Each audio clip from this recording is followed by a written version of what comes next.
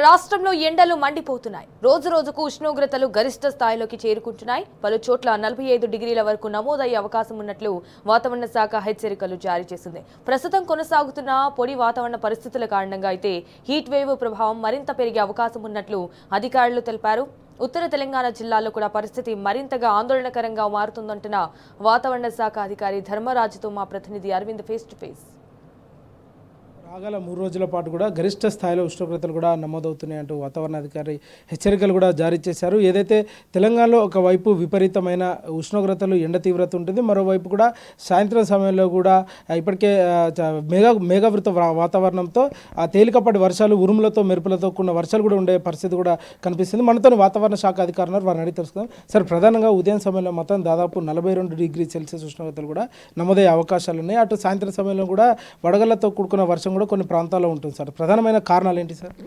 ముఖ్యంగా తెలంగాణ రాష్ట్రం కనుక చూసుకున్నట్లయితే గత 3 రోజులుగా కూడా ఇటు ఎండవేడిం వాతావరణంతో పాటు సాయంత్రం సమయంలో కుమ్లోనింబస్ మేఘాల ద్వారా అక్కడక్కడ తేలికపాటి వర్షాలు, అక్కడ కొన్ని చోట్ల కనుక చూసుకున్నట్లయితే వడగండ్ల వాన కూడా కురిసిన సందర్భాలు ఉన్నాయి.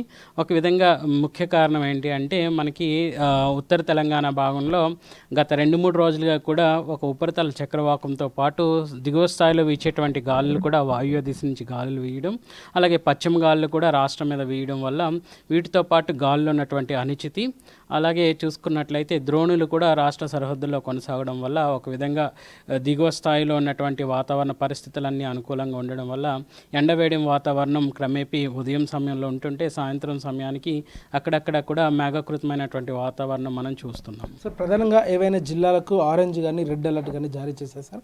ఇంతవరకు హైయెస్ట్గా ఉష్ణోగ్రత ఎంత నమోదైంది సార్? గత 2-3-4 రోజులుగా కూడా చూసుకున్నట్లయితే ఒక విధంగా ఆదిలాబాద్, నిజామాబాద్లో గత 3 రోజులుగా కూడా 45 డిగ్రీల వరకు కూడా ఉష్ణ తీవ్రత అనేది నమోదైన గణాంకాలు ఉన్నాయి. ఇంకా చూసుకున్నట్లయితే ఈరోజు స్వల్పంగా తగ్గినప్పటికీ కూడా ఇటు ఉత్తర తెలంగాణ జిల్లాల్లో ఉన్నటువంటి ఆదిలాబాద్, కుమ్రంభీం, ఆసిఫాబాద్, నిర్మల్, మంచిర్యాల్ ఈ యొక్క జిల్లాల్లోనే ఎండ తీవ్రత అధికంగా కొనసాగుతూ, అలాగే చూసుకున్నట్లయితే దక్షిణ జిల్లాలో ఉన్నటువంటి ఉమ్మడి మహబూబ్ నగర్ జిల్లాల్లో కూడా ఎండ తీవ్రత అనేది పెరుగుతుందనే చెప్పాలి. ఏదైనప్పటికీ కూడా ఇటు గత 2-3 రోజులుగా కూడా ఇటు తెలంగాణ రాష్ట్రం అంతటా ఇంకా జిల్లాల వారీగా కూడా చూసుకున్న ఎండ తీవ్రత అనేది 40 డిగ్రీల నుంచి పైబడే మనకి ఎక్కువగా కనిపిస్తుంది.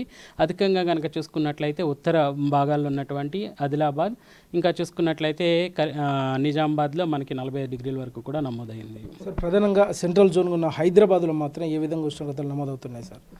ఇంకా చూసుకున్నట్లయితే హైదరాబాద్ పరంగా చూసుకున్నట్లయితే ఒక విధంగా సిటీ అవుట్స్కట్స్లో కూడా సుమారు 40 నుంచి 41 డిగ్రీ వరకు కూడా ఉష్ణ తీవ్రత నమోదవుతుందనే చెప్పాలి.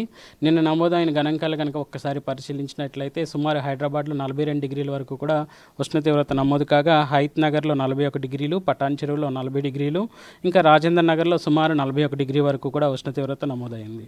సార్, ప్రధానంగా రాగల 3 రోజుల పాటు కూడా అటు ఎండ తీవ్రత మరింత పెరిగే అవకాశాలు ఏమైనా ఉన్నాయా సార్?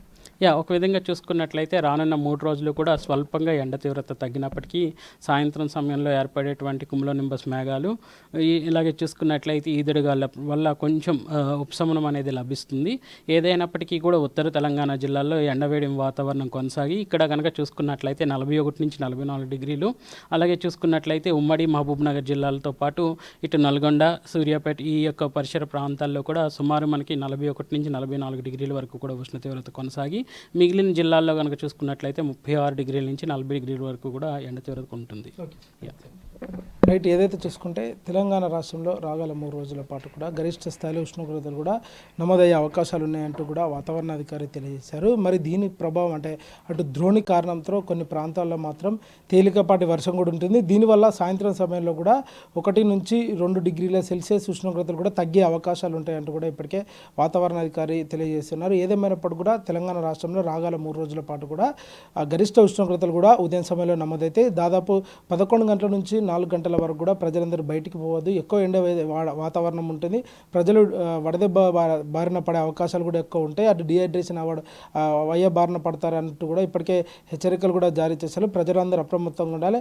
రాగల 3 రోజుల పాటు కూడా వాతావరణ ఏదైతే మార్పులు కూడా అనేక రకాలుగా ఉంటాయి. అటు ఒక దిక్కు వర్షం, ఒక దిక్కు ఎండ ఉండే అవకాశాలు కూడా మరింత ఎక్కువగా ఉన్నాయంటూ కూడా ఇప్పటికే అధికారులు తెలియజేశారు. వీడియో జర్నలిస్ట్ అరవింద్తో టీ న్యూస్, అరవింద్, హైదరాబాద్.